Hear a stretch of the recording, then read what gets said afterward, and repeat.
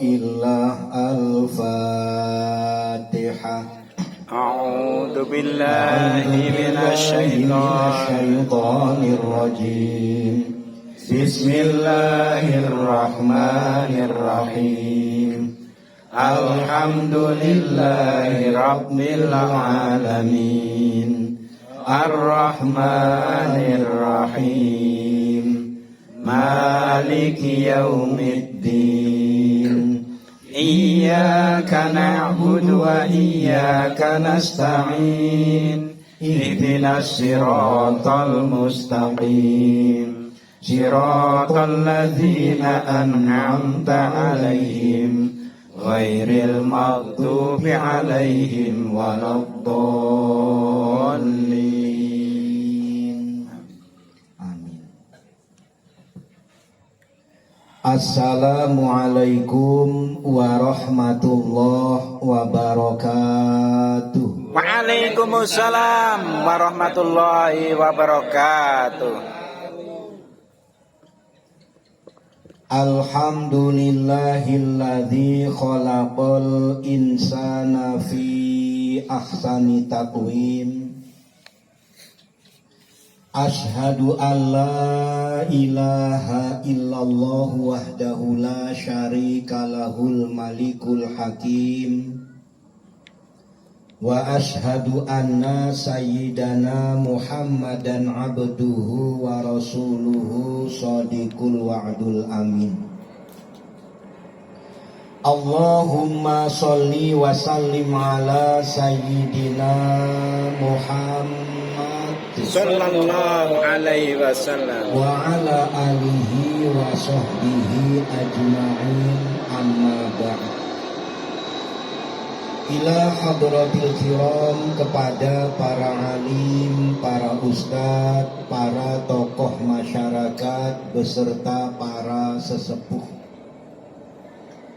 Wabil khusus ketua DKM dan jajarannya, ketua RW dan jajarannya, juga para kasepuhan yang tidak kami sebut satu persatu, namun tidak mengurangi rasa hormat dan takzim kami. Khusus bil khusus sahibul bait sekeluarga yang mudah-mudahan selalu diberkati dan dirahmati oleh Allah Subhanahu wa ta'ala. Amin. Hadirin wal hadirat yang dimuliakan Allah Subhanahu wa ta'ala. Amin. Pertama-tama mari kita panjatkan rasa syukur kita kehadirat Allah Subhanahu wa ta'ala. Sholawat beserta salam semoga selalu tercurah limpahkan keharibaan junjungan kita, Baginda Nabi besar Muhammad Sallallahu alaihi wasallam. Semoga kita semua benar-benar menjadi umat yang selamat dunia dan akhirat, serta mendapat syafaat di yaumil kiamat. Amin ya rabbal alamin. Hadirin wal hadirat yang dimuliakan Allah Subhanahu wa ta'ala, kembali kita tegaskan kepada diri kita masing-masing bahwa tauladan bagi kita itu adalah junjungan kita baginda Nabi besar Muhammad sallallahu alaihi wasallam. Karena dengan mengikuti, dengan menteladani Rasulullah sallallahu alaihi wasallam, bukan hanya baik atau selamat, tapi juga akan mendapatkan pahala sunnah.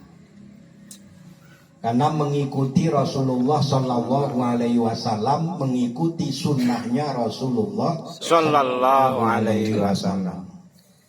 Dan itu ditegaskan dalam Al-Quran.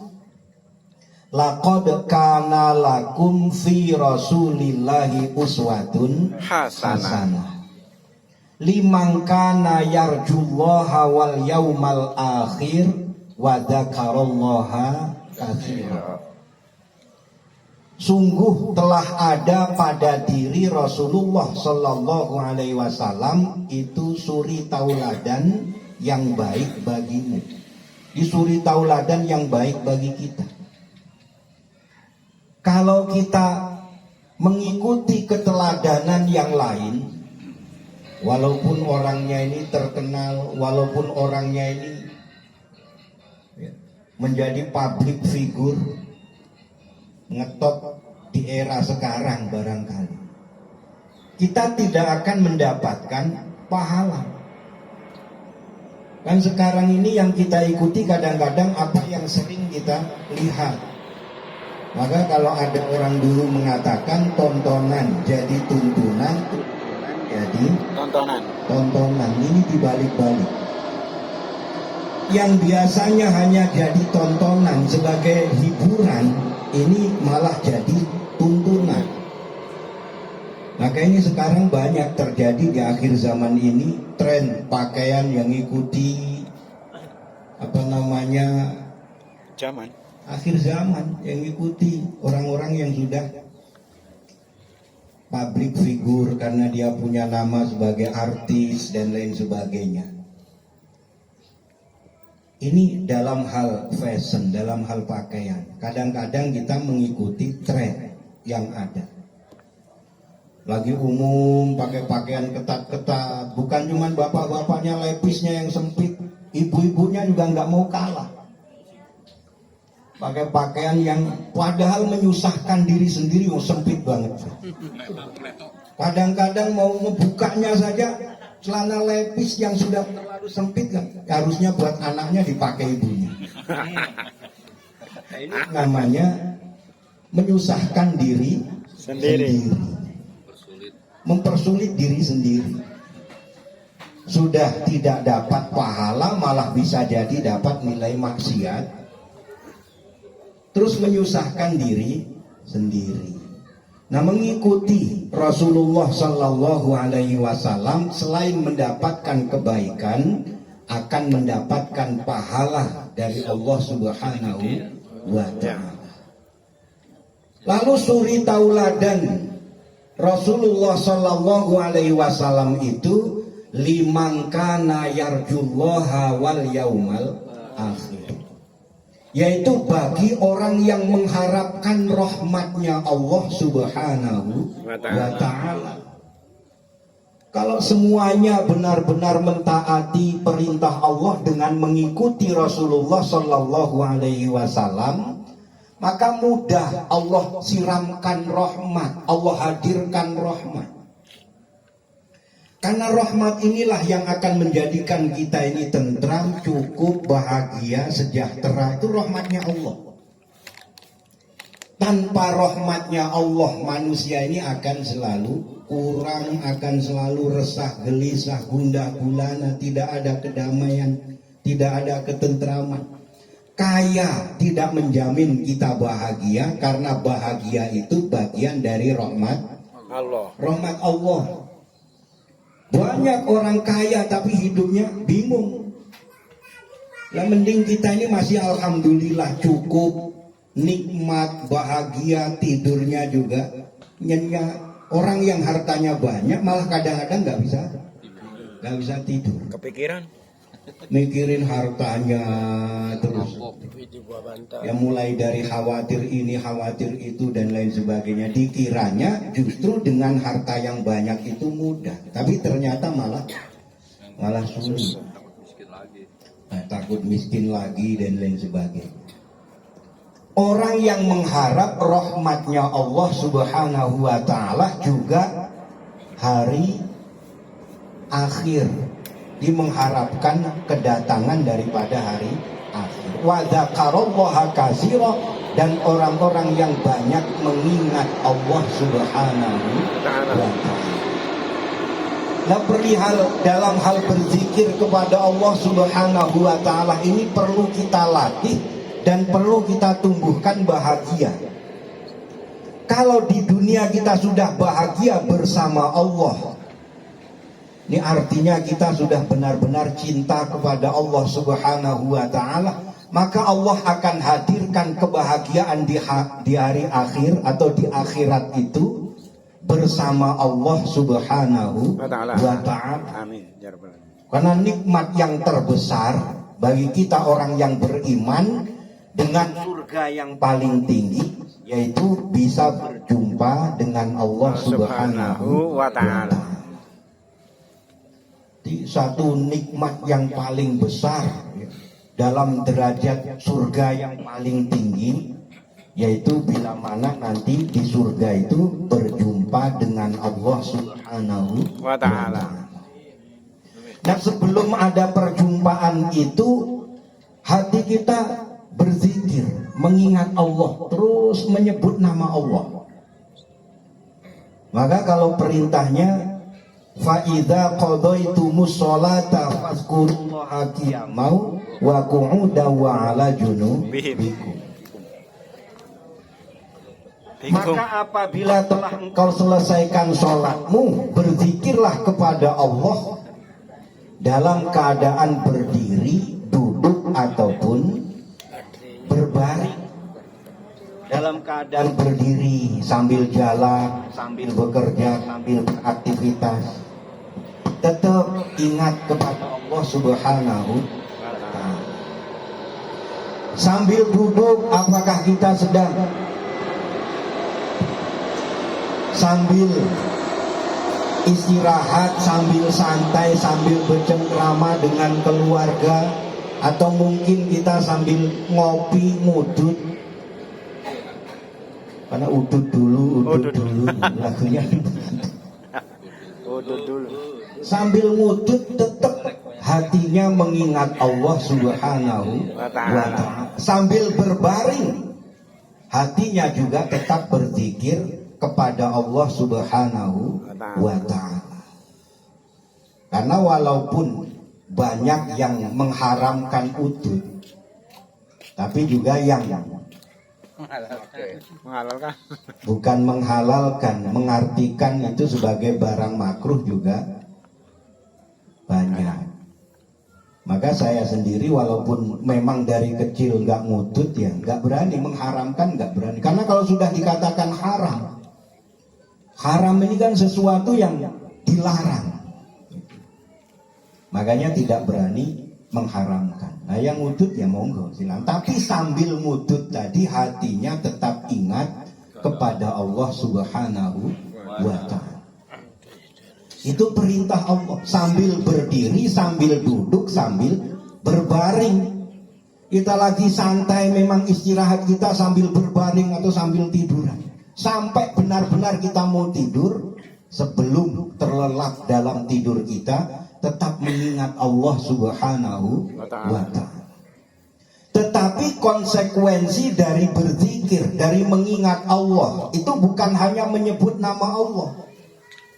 Mengingat-ingat tentang segala macam apa yang diwajibkan Allah, apa yang diharamkan Allah, apa yang jadi perintah dan apa yang jadi larangan Allah Subhanahu wa ta'ala. Jadi konsekuensinya ingat kepada Allah itu ingat dengan segala perintah-perintahnya, juga ingat dengan larangannya. Bukan yang penting kita zikir terus akhirnya juga ada pelanggaran-pelanggaran. Apa yang dilarang kita terjang. Ini berarti tidak berzikir, tidak ingat kepada Allah Subhanahu wa ta'ala. Yang namanya ingat kepada Allah, ingat apa yang Allah perintahkan. Misalnya sholat 5 waktu. Jadikan ini kebutuhan kita, bahagia kita bisa sholat. Karena apa? Sholat ini menghadap kepada sang pemberi rahmat, pemberi karunia, pemberi nikmat, yaitu Allah Subhanahu wa ta'ala. Di besarnya nikmat, besarnya karunia Allah. Sebetulnya kalau Allah mau menjadikan semua manusia itu sehat, bagi Allah, karena memang ini ketentuan Allah. Kalau memang Allah mau jadikan semua manusia itu gagah, perkasa, gak ada yang sakit, gak ada yang cacat, Kenapa ada yang begitu? Karena memang Allah ingin menunjukkan bagi kita yang diciptakan dalam keadaan sehat, dalam keadaan sempurna, agar betul-betul bersyukur kepada Allah Subhanahu wa Ta'ala. Dan bagi yang memang diciptakan oleh Allah ada kekurangan, itu supaya juga menjadi orang-orang yang sabar. Karena syukur dan sabar ini harus selalu beriringan. Kita saat diuji oleh Allah supaya sabar, saat kita diberi karunia supaya bersyukur. Nah, bentuk syukur dan rasa sabar ini kita wujudkan dalam kehidupan kita. Perintah-perintahnya kita jalankan, larangan-larangannya kita tinggalkan. Nah, meninggalkan larangan ini termasuk ujian kesabaran.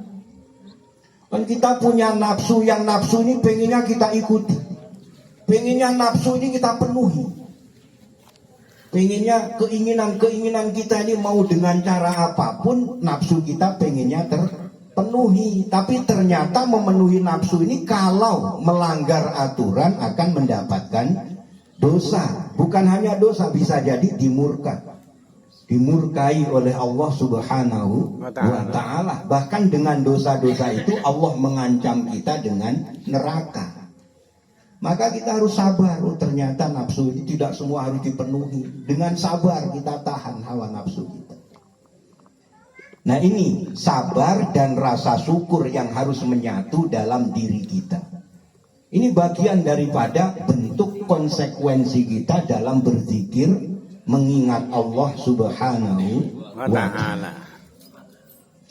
Dengan berzikir juga konsekuensinya apa? Mengemban amanah yang pernah dibawakan oleh Rasulullah Sallallahu Alaihi Wasallam, bahwa kita ini dengan mengikuti Rasulullah Sallallahu Alaihi Wasallam menebarkan yang namanya rahmatan lil alamin. Rahmat bagi seluruh alam. Rahmat bagi alam semesta. Sehingga tidak mudah di hati kita ini memiliki kebencian. Karena apa? Misalnya dalam satu riwayat, perjalanan Rasulullah Shallallahu Alaihi Wasallam dalam Isra wal Mi'raj, ketemu dengan Nabi Adam alaihi salam. Di sebelah kanan ada kelompok besar manusia, di sebelah kiri juga ada kelompok besar manusia. Saat Nabi Adam menengok ke kanan tersenyum, saat menengok ke kiri menangis. Sehingga Nabi Muhammad SAW ini bertanya kepada malaikat Jibril, "Ya Jibril, itu siapa?" Kata malaikat Jibril, "Itulah Adam alaihi salam, manusia yang pertama kali diciptakan oleh Allah Subhanahu wa Ta'ala." Lalu kelompok di sebelah kanan itu siapa? Kenapa sampai Nabi Adam ini tatkala menengok ke kanan tersenyum, hatinya bahagia? Dan di sebelah kirinya itu siapa? Kenapa saat menengok ke kiri Nabi Adam ini menangis? Lalu dikatakan atau dijelaskan oleh malaikat Jibril, di sebelah kanan itu adalah anak-anak keturunannya yang ahli-ahli surga. Ini mudah-mudahan kita semua termasuk di dalamnya. Amin. Ya Rabbal Alamin. Sedangkan di sebelah kirinya itu kelompok anak-anak keturunannya yang ahli-ahli neraka. Ini mudah-mudahan kita jauh dari neraka. Amin. Bukan kelompok kiri, tapi mudah-mudahan kita ini kelompok kanan. Amin. Kalau dari riwayat ini, karena kita semua ini anak-anak cucu keturunan Adam, keturunan Nabi Adam alaihi salam. Meskipun ada yang beriman, ada yang belum, ada yang kurang dalam imannya kepada Allah Subhanahu wa Ta'ala, bukan kapasitas kita saling membenci, saling memusuhi, saling mendoakan, karena hakikatnya kita tetap sebagai saudara, masih sama-sama keturunan daripada Nabi Adam alaihi salam. Jadi saling mendoakan. Jangan saling membenci, jangan saling memusuhi. Saya aja kadang-kadang kalau lewat misalnya, lewat di perapatan, kemudian ada tukang-tukang ngamen. Udah kuadanya penuh tato, terus kemudian ya namanya tukang ngamen minta di pinggir-pinggir jalan. Maghrib ya kadang di situ sampai isya, mulai dari pagi kadang-kadang sampai malam ya di situ. Justru di situ saya istighfar mohon ampun kepada Allah Subhanahu wa taala. Kenapa ya Allah, ampunilah saya yang tidak mampu untuk mengajak mereka itu supaya beriman, supaya bertakwa kepadamu ya Allah. Bukan malah kita ini terus kemudian membenci mereka, terus kemudian menganggap mereka itu orang-orang yang ya di mata kita mungkin buruk status sosialnya dan lain sebagainya. Bukan. Justru kesalahan kita kenapa tidak mampu mengajak mereka itu supaya meniti jalan yang diridhoi oleh Allah Subhanahu wa ta'ala. Itulah tugas kita, PR kita. Maka kita orang yang sudah diberi hidayah oleh Allah Subhanahu wa ta'ala, dan memang hidayah itu mutlak milik Allah, tapi tugas kita tawasau bil haq wa tawasau bis sabr. Ada yang mengatakan kan ini sudah qadarullah, ini sudah ketentuan Allah loh. Kalau memang begitu ya para nabi itu ngapain berjuang? Para nabi, para rasul itu kenapa diturunkan? Allah mampu, Allah bisa menjadikan semua manusia itu beriman kepada Allah. Karena yang membolak-balikkan hati manusia itu adalah Allah Subhanahu wa ta'ala. Tapi kenapa? Ya memang itu ketentuan Allah Subhanahu wa ta'ala. Maka ditugaskanlah para nabi, para rasul supaya mengajak manusia itu beriman kepada Allah, bertakwa kepada Allah Subhanahu wa ta'ala. Maka mentauladani Rasulullah Sallallahu Alaihi Wasallam juga termasuknya membawa apa yang diwariskan Rasulullah Sallallahu Alaihi Wasallam. Selain iman dan takwa untuk diri kita, juga kita supaya saling ingat mengingatkan. Tawasau bil haq wa tawasau bis sabr. Ini jadikan sebagai kebutuhan kita dalam mentauladani Rasulullah Sallallahu Alaihi Wasallam. Hadirin wal hadirat yang dimuliakan Allah Subhanahu wa ta'ala. Maka itu juga bagian daripada menyambungkan hubungan dengan Allah Subhanahu wa ta'ala. Karena apa? Karena sebuah kerugian yang besar bagi orang yang beriman, atau bahkan sebuah musibah bagi orang yang bertauhidkan Allah. Ini kalau bicara tauhid, orang yang tidak ada sambungan dengan Allah Subhanahu wa ta'ala, tidak ada akses dalam menyambungkan rasanya dengan Allah, menyambungkan hatinya dengan Allah, menyambungkan iman takwanya kepada Allah Subhanahu wa ta'ala. Ini akses menyambungkan diri dengan Allah ya dengan zikir kita, dengan ibadah-ibadah kita dari sholat kita, puasa. Ini menyambungkan dengan Allah Subhanahu wa ta'ala. Tapi menyambungkan amal kita, menyambungkan iman takwa kita dengan amal solih kita, yaitu mengikuti apa yang diajarkan oleh Rasulullah dan melanjutkan apa yang diwariskan oleh Rasulullah Sallallahu Alaihi Wasallam. Maka bersyukur kita ini masih diberi hidayah oleh Allah, dibimbing oleh Allah untuk saling mengajak dalam kebenaran, dalam kesabaran, semata-mata karena Allah Subhanahu wa ta'ala. Amin ya rabbal alamin.